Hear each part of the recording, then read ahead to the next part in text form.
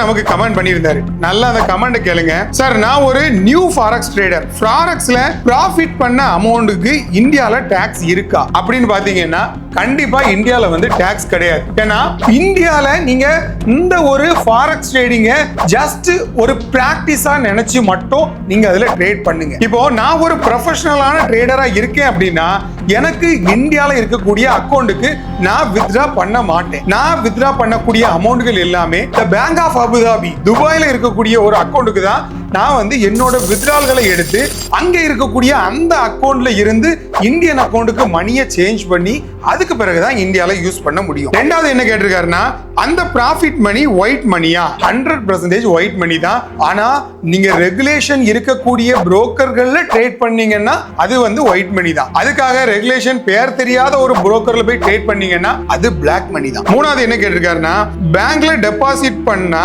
Black issue வருமா?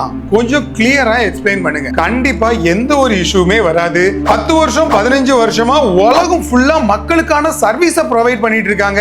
அவங்க மூலியமா நமக்கு எந்த ஒரு இஷ்யூமே வராது. ரெகுலேஷன் புரோக்கரா இருந்தா மட்டும்.